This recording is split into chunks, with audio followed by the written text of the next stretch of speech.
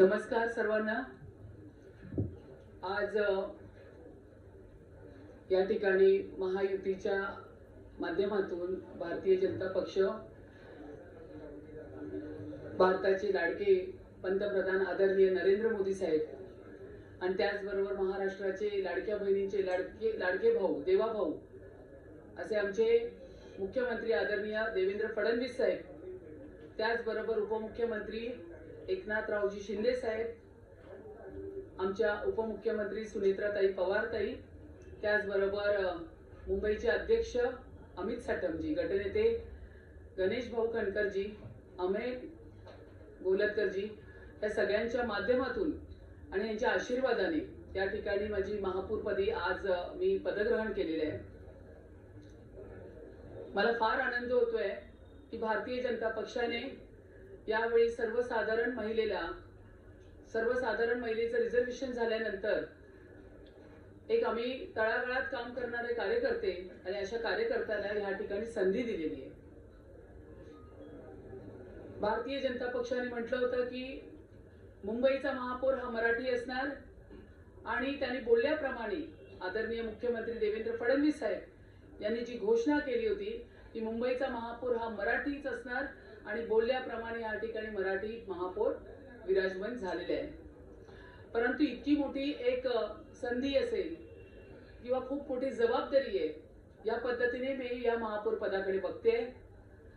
महापौर पद जरी असलं तरी सुद्धा मी मुंबईची सेवक म्हणून या ठिकाणी काम करणार आहे। तरी सुद्धा मी या माध्यमातून सांगेल की 2014 पूर्वीची मुंबई आणि 2014 नंतरची मुंबई यामध्ये खूप फरक तुम्हाला जाणवताना दिसतोय।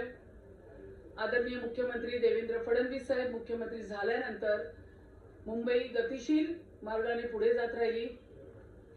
बरेच कोस्टल रोड असतील किंवा मेट्रोचे पूर्ण इन्फ्रामॅन म्हणून त्यांना ओळखलं जातं, मेट्रोची मोठी मोठी कामं असतील, दळणवळणाची कामं असतील किंवा मुंबईच्या मूलभूत गरजा असतील, याकडे आवर्जून पाहिलं गेलं।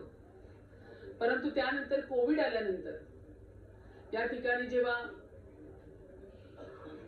उभाटाचे मुख्यमंत्री बसले त्यावेळी मी असं म्हणेन की मुख्यमंत्री देवेंद्र फडणवीस साहेब असताना प्रगतीच्या पदपथावरती मुंबई जात होती, तर ते आल्यावरती प्रगतीच्या पदपथावर मुंबई जात होती। परंतु पुन्हा विधानसभेमध्ये आणि मुंबईच्या महानगरपालिकेमध्ये जनता जनार्दन यांनी भारतीय जनता पक्षाचं महायुतीचं काम पाहून एक चांगला मॅन्डेट, एक चांगल्या पद्धतीचं असं कौल जनतेने आम्हाला दिलेलं आहे आणि या ठिकाणी आम्ही 118 महायुतीचे नगरसेवक या ठिकाणी विराजमान झालेले। परंतु हे या ठिकाणी सभागृहात आम्ही आल्यानंतर आम्हाला या गोष्टीची जाणीव आहे की 4 वर्षानंतर हे जे इलेक्शन झालं, मुंबईकरांच्या आशा फार आहेत आणि त्या पूर्ण करण्यासाठी आम्ही मुंबईकरांचे नगरसेवक सेवक म्हणून सगळेजण काम करणार। मी तर याही पलीकडे पुढे जाऊन सांगते की सभागृह चालवत असताना तुम्हाला दिसेल, अन्यथा मी इतर वेळी माझ्या महत्त्वाच्या कामाव्यतिरिक्त मी महापौर म्हणून तुम्हाला रस्त्यावरती उभी राहून लोकांच्या सर्वसामान्य जनतेमध्ये गेलेली असणार। अशा पद्धतीचं कामकाज मला या ठिकाणी करायचं आहे। आमचे गटनेते गणेश खणकरजी यांचं मार्गदर्शन सातत्याने मला असतं। या ठिकाणी आपले उपमहापौर या ठिकाणी आलेले आहेत, सगळ्यांचं मार्गदर्शन आणि सगळ्यांच्या विचाराने या ठिकाणी मुंबईचं सभागृह, बीएमसीचं सभागृह या ठिकाणी चालवायचं आहे। मला एवढंच म्हणायचं आहे की मी महापौर म्हणून न्यूट्रल ह्या पद्धतीने सभागृह चालवणार। सभागृहाची गरिमा राखणं हे माझ्या सहित सर्व बसलेल्या नगरसेवकांचं कर्तव्य आहे, कारण मुंबईकरांनी तुम्हाला पूर्ण आशेने या ठिकाणी पाठवलेलं आहे। तर या ठिकाणी गोंधळ न घालता विरोधी पक्षाचं सुद्धा चांगले ठरावाच्या सूचना असतील किंवा मुंबईच्या हितासाठी काही प्रश्न असतील ते नक्कीच विचारात घेऊन या ठिकाणी मुंबईतली कामं करायची आहे। मला अजून एक जरा तुम्हाला सांगायचं ते म्हणजे उपनगरामध्ये एखादं चांगलं मेडिकल कॉलेज कशा पद्धतीने होणार याकडे सुद्धा माझं लक्ष असेल। मग माझा जो कळीचा मुद्दा होता, जे माझं नामांकन झाल्यापासून मी सातत्याने बोलत राहिले, ते म्हणजे जो मूळ मुंबईकर आहे, जो टॅक्स पेयर आहे, त्याच्यासाठी फुटपाथ आता चालण्यासाठी राहिलेला नाहीये। तर अशा ठिकाणी ज्या पद्धतीने इल्लीगल बांगलादेशी हॉकर्स बसलेले आहेत, त्यांचे जात प्रमाणपत्र, त्यांचे आधार कार्ड या ठिकाणी चेक करून जर ते बोगस असेल तर त्या ठिकाणाहून त्यांना उठवलं जाईल. त्याच्यावरती मी प्रकर्षाने लक्ष देईन. मुंबईचं जे हवामान आहे ते थोडं आपण पाहतोय तुमच्या माध्यमातून प्रदूषित झालेलं आहे, पण त्यावरती उपाययोजना कशा पद्धतीने करायचं ह्या पद्धतीने मी सगळ्या माझ्या सहकाऱ्यांबरोबर, अधिकाऱ्यांबरोबर बसून मी सगळा विचार विनिमय करून पुढची मी वाटचाल करणार आहे. मी अतिशय संवेदनशील अशी महापौर आहे. मी अशी अतिशय संवेदनशील अशी मुंबईची सेवक आहे. मी गेले 22 वर्ष तळागाळात लोकांमध्ये राहून काम करणारी अशी मी एक कार्यकर्ती आहे. मला जाणीव आहे मुंबईकरांच्या सगळ्या गोष्टींची. महिलांसाठी मी अतिशय संवेदनशील आहे. एवढी वर्ष महिलांसाठी माझी बरीच कामं झालेली आहेत. त्यामुळे प्रखरतेने महिलांच्या बाबतीत सगळ्या विषयांमध्ये मी लक्ष घालणार. मी मगाशीच सांगितलं 2014 पूर्वीची नंतरची मुंबई ज्या पद्धतीने वेगाने जाते आणि भारतीय जनता पक्षाचा आमचा जो वचननामा या ठिकाणी तयार झालेला आहे महायुतीचा, त्या वचननाम्याप्रमाणे दिलेल्या सगळ्या मुद्द्यांवरती विशेष बैठका घेऊन मी सगळे मुद्दे मार्गी लावण्याचा पूर्ण प्रयत्न करणार आहे. आणि हे करत असताना तुम्ही प्रसार माध्यम माझ्याबरोबर कायम असणार अशी मी आशा करते. त्याचबरोबर माझे सहकारी आहेत, सभागृह नेते, विविध कमिट्यांचे चेअरमॅन असतील. त्याशिवाय मुंबईमधले जेवढ्या प्रभाग समिती आहेत त्या ठिकाणी मी एक नवीन या पद्धतीने मी सांगू इच्छिते की मी तिकडे जाऊन त्या प्रभागातले सगळे नगरसेवक आणि तिकडची जनता अशा पद्धतीचा एक मी कार्यक्रम लिहिणार आहे. म्हणजे असं नाही वाटलं पाहिजे की तुम्हाला माझ्याकडे यावं लागतंय, जनतेला असं वाटलं पाहिजे महापौर त्यांच्यापर्यंत पोहोचते. त्याशिवाय मी अजून एक गोष्ट सांगू इच्छिते की महापौर निधी जो असतो, ज्या माध्यमातून आपण रुग्ण असतील किंवा मुलांच्या शिक्षकांची फी असेल त्यासाठी आपण त्यांना मदत करत असतो. पण मी या माध्यमातून सांगेन की फुलांचा गुच्छ आणि शॉल देण्यापेक्षा महापौर निधीला जर सढळ हाताने फुल ना फुलाची पाकळी म्हणून मुंबईकरांनी, दानशूर व्यक्तीने, सभागृहातली सर्व सभासदांनी, नगरसेवकांनी माझ्यासहित या ठिकाणी जर मदत केली तर आपल्या मुंबईतील गरीब मुलांना किंवा गरीब जी काही आहेत रुग्ण ज्यांना हॉस्पिटलचा खर्च बेअर करता येत नाही अशांना मदत होईल. त्या अशा पद्धतीचं एक चांगलं काम आमच्या महायुती सरकारच्या माध्यमातून आम्ही करणार आहोत. डबल इंजिनचं सरकार होतं, आता ट्रिपल इंजिनचं सरकार आहे. काम खूप चांगलं चालणार. केंद्रात सत्ता आहे सर, आपली महाराष्ट्र राज्यामध्ये आणि आता BMC मध्ये सुद्धा आहे. त्यामुळे अतिशय पारदर्शकता आणि चांगल्या पद्धतीचं काम आम्ही या ठिकाणी करणार आहोत. नमस्कार. मैं यहाँ पे बोलना चाहती हूँ, जब BMC के इलेक्शंस हो गए और उसके बाद में मुंबई की जनता ने 118 हमारे BMC के पूरे नगर सेवक मुंबई महानगर पालिका में आए, उसके बाद में जो रिजर्वेशन हुआ सर्वसाधारण महिला, और जब महायुति की तरफ से हमारे भारतीय जनता पार्टी, हमारे भारत के पंतप्रधान आदरणीय नरेंद्र मोदी साहब, हमारे महाराष्ट्र के मुख्यमंत्री आदरणीय देवेंद्र फडणवीस साहब, उनके आशीर्वाद से मेरा नामांकन हुआ और मुझे उस वक्त बहुत अच्छा लगा. ये बहुत गौरव की बात है मेरे लिए. मेरे जैसे एक सामान्य कार्यकर्ती को भारतीय जनता पक्ष ने इस तरह से मुझे वहां पे बताया गया कि आपका हम नामांकन कर रहे हैं. उसके बाद में आज मैं यहाँ पे सभागृह में पदग्रहण मैंने किया. ये करते हुए मुझे मालूम है कि ये मुंबई का मेयर पद है, लेकिन उसी के साथ में मैं मुंबई की सेवक करके काम करना चाहती हूँ. जबकि मैं 20-22 साल से हर मुंबई के रास्ते पे, हर जगह पे मैं कार्यकर्ती करके काम कर रही थी. काफी लोग मेरा काम जानते हैं. मुझे आज भी ऐसा लग रहा था सुबह से कि ये सब होने के बाद मैं कहाँ जाऊँ विजिट के लिए. इस तरह की भावना मेरे दिल में आई थी.